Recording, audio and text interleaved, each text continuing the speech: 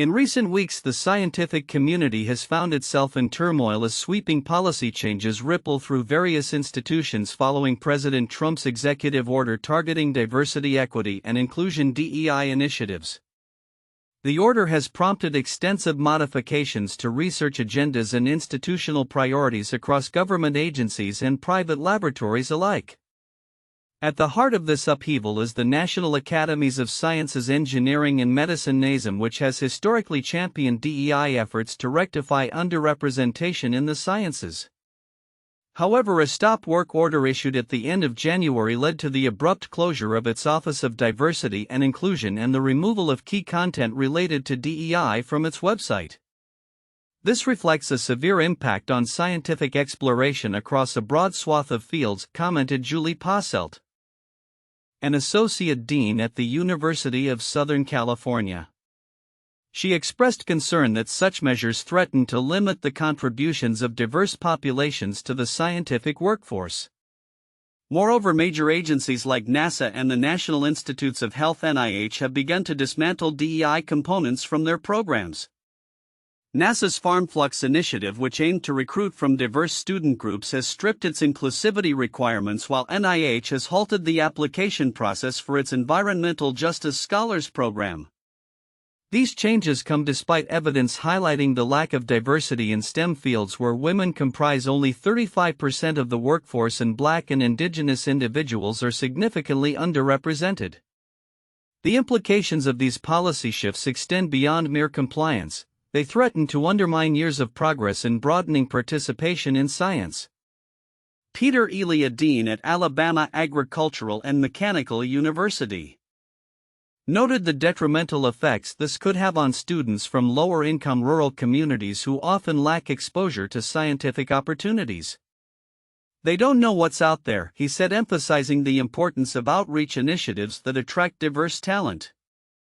In a broader context, the National Science Foundation (NSF) is currently reviewing all grants supporting DEI initiatives.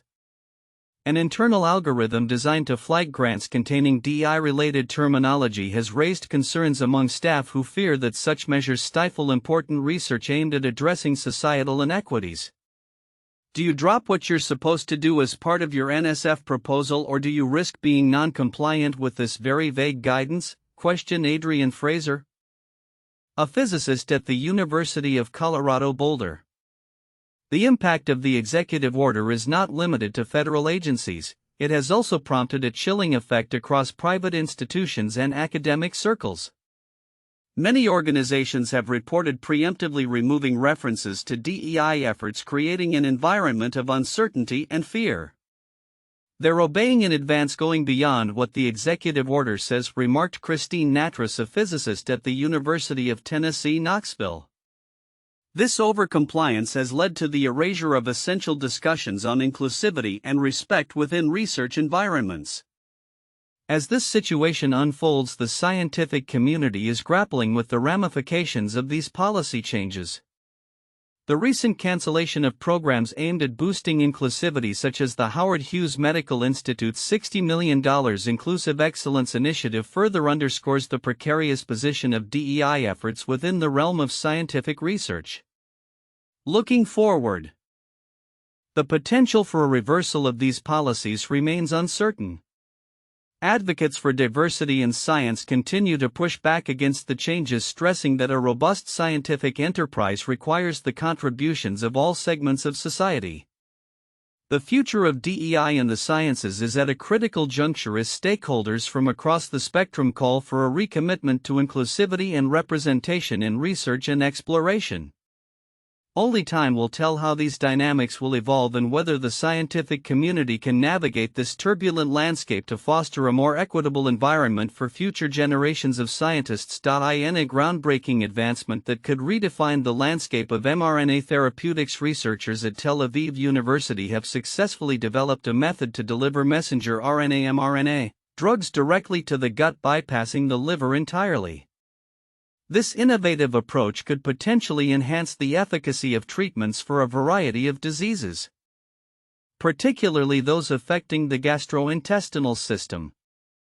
The study, spearheaded by postdoctoral fellow Dr. Ricardo Rampadou and Professor Dan Peer, a leader in the field of mRNA research, illustrates a significant leap forward in drug delivery technology.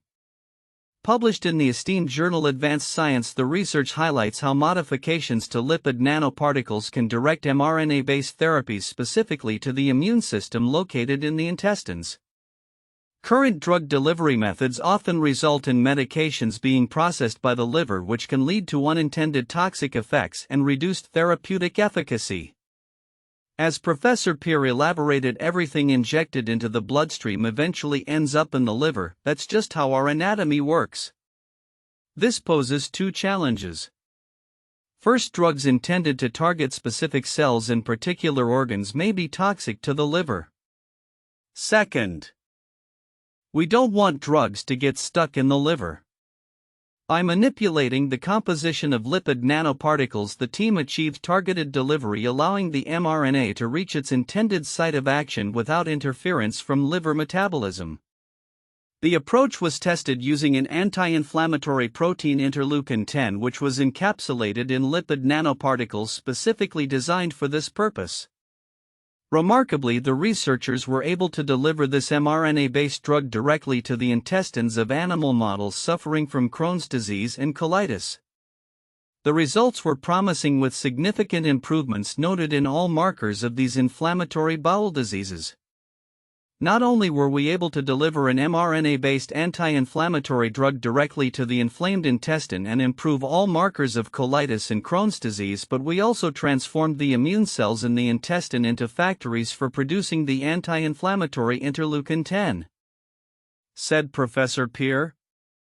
The key to this success lay in the increased phospholipid content of the lipid nanoparticles.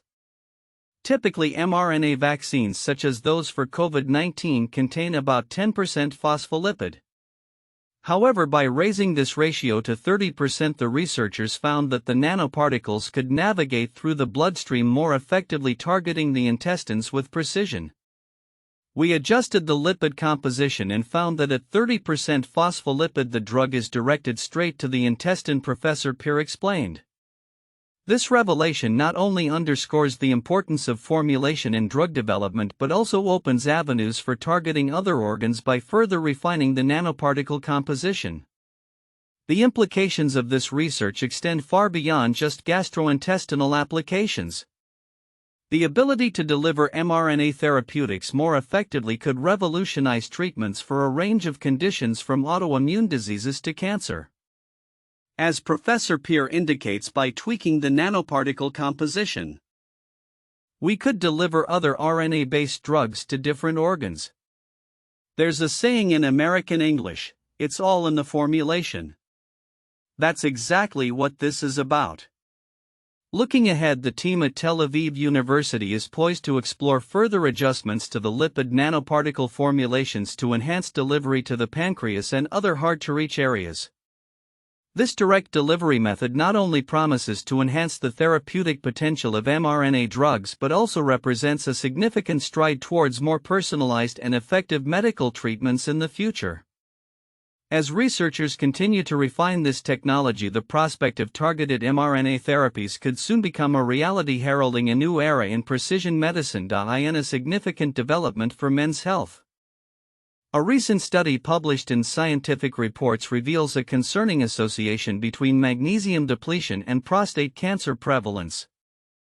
As prostate cancer remains one of the most common malignancies among men in the United States, accounting for nearly 29% of all new cancer cases as projected for 2024, understanding its risk factors is critical. The research, led by a team from the University of Basel, Switzerland, sheds light on the potential role of magnesium deficiency in the onset of this pervasive disease. The study utilized data from the National Health and Nutrition Examination Survey (NANS) spanning from 2005 to 2018, encompassing 16,043 participants, of whom 511 had been diagnosed with prostate cancer. Researchers applied a statistical approach that included multivariable logistic regression and restricted cubic splines to discern the relationship between the magnesium depletion score (MDS), a practical tool for assessing magnesium deficiency, and the prevalence of prostate cancer. Results indicated that for each unit increase in MDS there was a 26% higher prevalence of prostate cancer. Notably, men with an MDS of 3 or higher exhibited a staggering 3.04 times increased risk compared to those with an MDS of 0.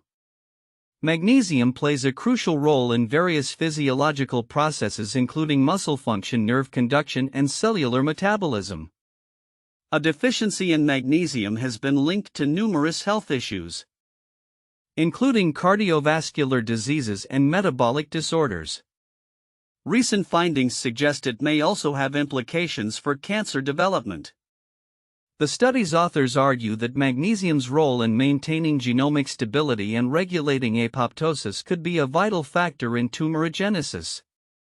The findings align with previous research indicating that magnesium influences tumor immunity by modulating cytotoxic T lymphocytes, emphasizing its potential significance in cancer prevention.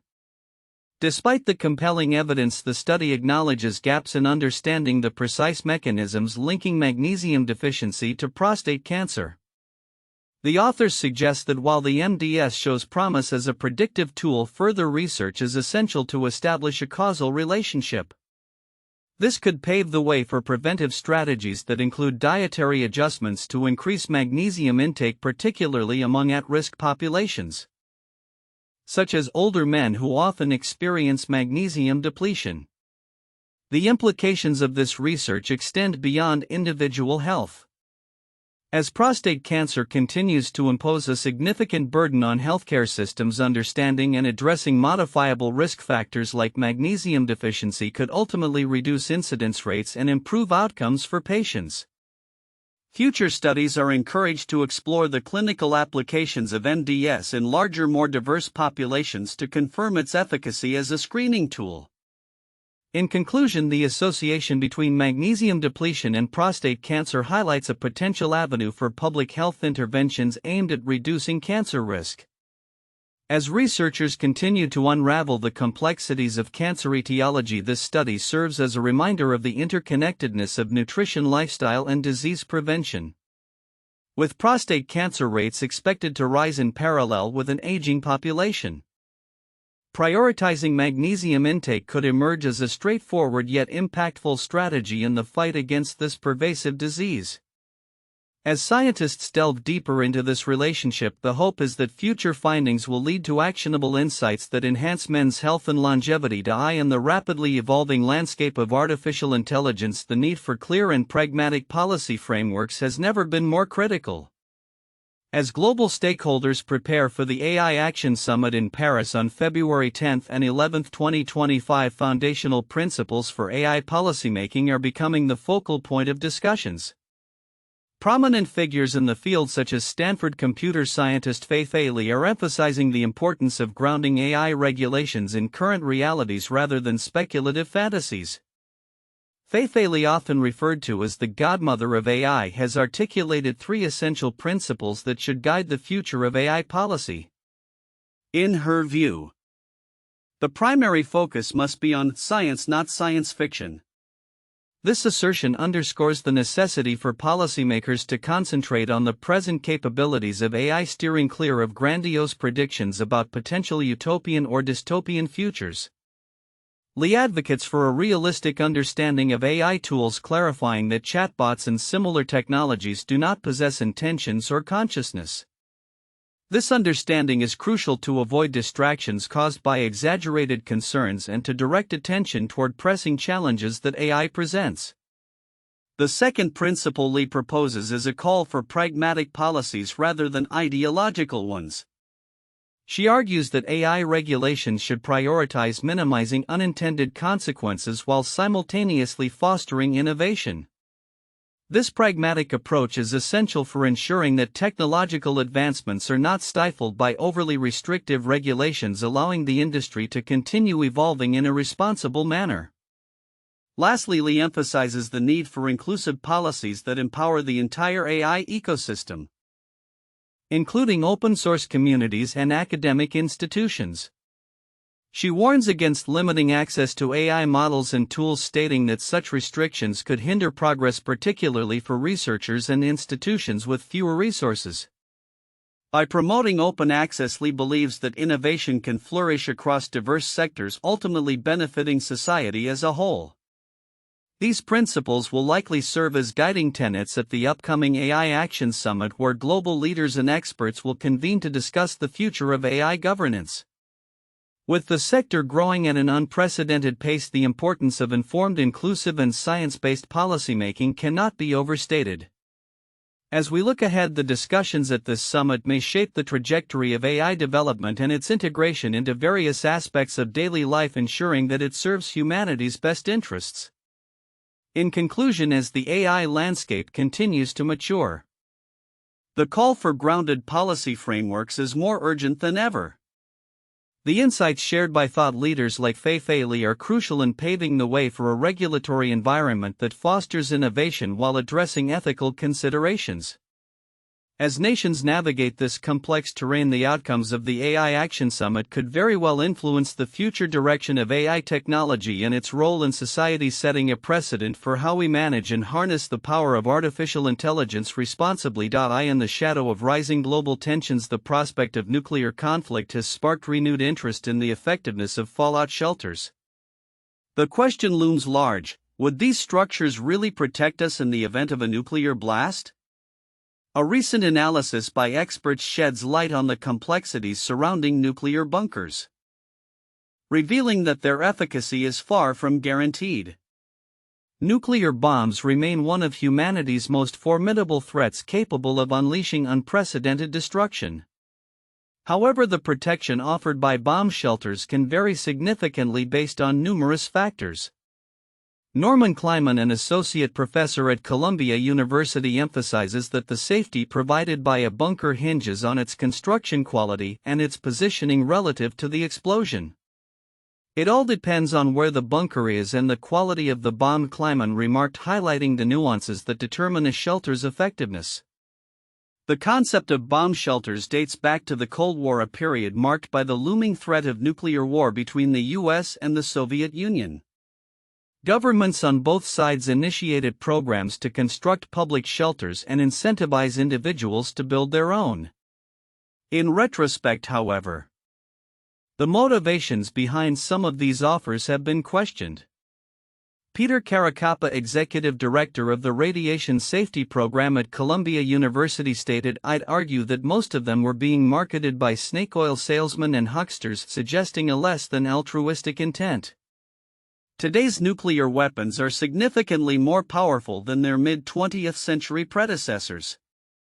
Modern warheads, which utilize hydrogen fusion, can create explosions with blast radii reaching up to 100 miles, an exponential increase from the bombs dropped on Hiroshima and Nagasaki, which had radii of about 1 mile. This escalation in destructive capability raises critical questions about the viability of traditional shelters. As Kleiman notes, if you are 600 miles away from a thermonuclear device, maybe a shelter would help you. But if you're anywhere within that blast radius, the blast, the heat, the explosion, those are going to take you out. Radiation poses another significant challenge for those seeking refuge in bunkers. While it is possible to design shelters that provide some level of protection from radiation, Kleiman insists that effective shielding requires substantial materials. He recommends a bunker with walls lined with 3 to 5 feet of concrete, steel, and lead to adequately protect against radiation. Furthermore, the entrance must be constructed in a zigzag pattern to minimize exposure as radiation travels in straight lines. The aftermath of a nuclear explosion introduces additional survival challenges. Lethal radiation can linger for days, necessitating that those who survive the initial blast remain sheltered until radiation levels diminish. Kleiman estimates this could take about a week, during which the shelter must be sufficiently stocked and ventilated without allowing radiation to seep in.